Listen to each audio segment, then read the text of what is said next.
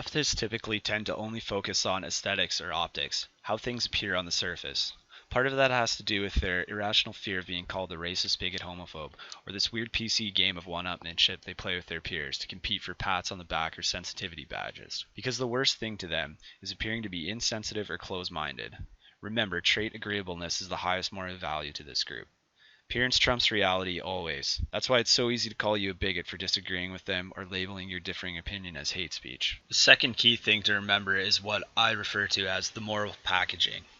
All their talking points, buzzwords, positions, and movements have this innate moral superiority built right into the language, so that disagreeing with them makes you a deplorable reprobate.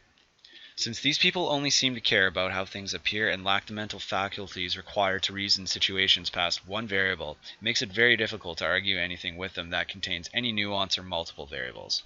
Especially since they already know they are right and morally superior, because that's what they've been told. Outright dismissal of a counterpoint comes almost too naturally for them. Identity politics is everything to leftists. They play this game of, I pick your identity, I apply whatever my desired attachments to that identity I picked for you, then attribute some form of collective guilt on you, whether warranted or not, like blaming all white people for slavery or something else equally ridiculous. Then I get to sit back on my unearned moral high ground I gave myself while I've demonized my opposition falsely. Pretend I'm a good person, because you can't honestly claim to be morally superior over somebody by just easily adopting a political opinion or ideology. It takes years and a strong track record of demonstrating how moral of a person you actually are. It's moral reductionism. I've reduced the argument to a place where I've given myself moral superiority over my opposition, usually followed by a heavy dose of virtue signaling. Conflate and polarize your opponent's argument as much as possible. Apply false attachments that aren't central to the particular issue just to demean them. If you can defeat the argument, you can demean the person so that the argument won't hold any value. When in doubt, always bring it back to your perceived moral high ground, and your opponent's lack thereof. Always force your opponent to engage you on your terms. Never deviate. Don't let the facts get in the way of your moral high ground. Remember, you are morally right, and they are just bigoted and wrong. Facts do not trump your feelings, especially when you have been told you are right. Once you've engaged your opponent enough that you can claim you are listening to what they had to say, you can establish your opponent as a bigot, feel good for fighting for progressive values, continue with your day, ignorant to the fact you didn't accomplish much of anything.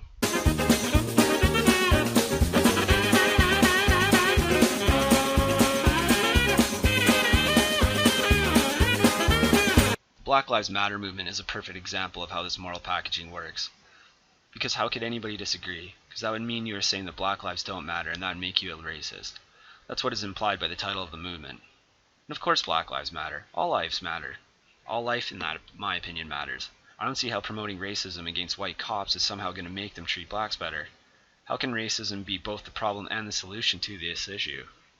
More unarmed blacks are being killed by police because they are having statistically disproportionate more interactions with police. This is a cultural issue within the black community, fueled by hip-hop, world star, poverty, drugs, and other social issues. Why are blacks committing more violence against one another and subsequently having more interactions with police as a result? A good analogy is if I was a roofer, I'm more likely to be hurt or killed by falling from heights. The Black Lives Matter movement won't even acknowledge the cultural issues that plague the black community. They're just whining about widespread endemic racism without any proof of such. Yes, some cops have acted and used deadly force when they shouldn't have. That doesn't equate to endemic racism. Cops make mistakes and have an incredibly hard job holding the law in tense environments, and they do screw up from time to time. That doesn't mean all cops are racist. Again, what is the root cause of the issue? If you aren't interacting with police, then you aren't likely to be shot by them. And if you are interacting with the police, you're better off complying with them and not resisting. Black Lives Matter movement seems little more than a ploy of special pleading to seek some form of political gain.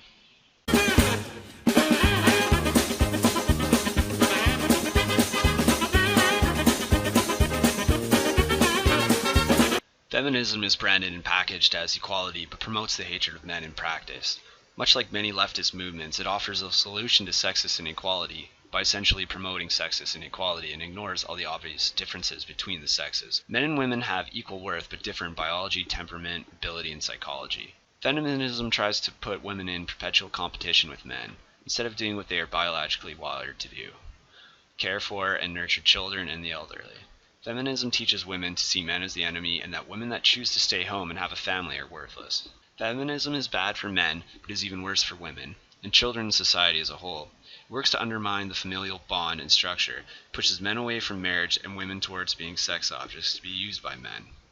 The reality is that by every single metric, men have it worse. Society is structured around women. The education system, the media, the justice system all cater to women. We live in a consumer culture, and women drive 70-80% of consumption. They initiate 70% of divorce filings and get favorable court rulings when it comes to custody, alimony, and child support. Women tend to vote left and support state intervention, yet men carry most of the tax burden in society, and women get most of the state benefits.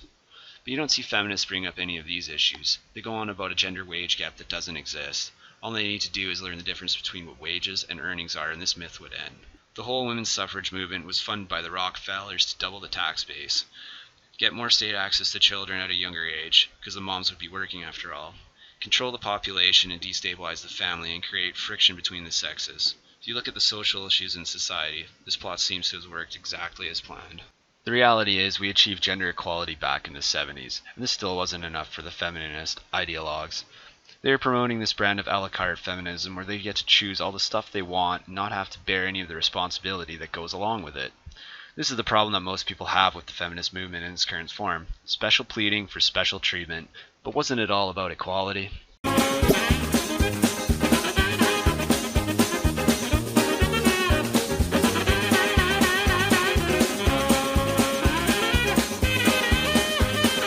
Another group advocating for equality is the LGBTQ movement. They have all the same rights that every human being has, but they want some sort of special treatment for what amounts to lifestyle choices. Because apparently it's not enough to just tolerate. You have to celebrate this lifestyle they have chosen, and don't you dare criticize. They are special snowflakes, after all. I personally don't care what consenting adults do to oneself or each other privately as long as it's consensual. I do, however, have a problem with these types of lifestyle choices being mainstreamed and taught to children in the education system. Children that are too young to understand this issue and become confused themselves as a result. I thought the whole point of an alternative lifestyle was not to go along with convention. So why would gay people even want to get married in the first place? Civil union was basically the same thing minus the name, but it had to be called marriage to trivialize it in some form and get the reaction from the people who hold traditional values. Yes, the government should enable certain powers for one significant other in certain scenarios like medical care decisions and such, but don't call it marriage and don't do it in a church. What about respecting other people's beliefs? Anything else doesn't seem very tolerant. Now that the gay marriage issue is over, we have moved on to tranny bathrooms and gender fluidity. Gay marriage was kind of the hill to die on, and now that the issue is over, it has opened the door up for all sorts of other forms of delusion and depravity. I don't care what people choose to do as long as they aren't infringing on the rights of others and affect society in some negative way. I don't like it when people define their lives through their sexuality, especially straight people. The doctrine that seems to be at play with most of the leftist politics is to remove accountability and moral responsibility from public life, because the flip side of the coin of liberty, rights, and freedoms is responsibility and accountability for one's actions. The nanny state wishes to take control of our lives by pretending to shield us from the consequences of our actions. Translation: if you want to behave like a weirdo playing pretend, be ready to be held accountable for those actions, and prepared to experience some repercussions from those actions.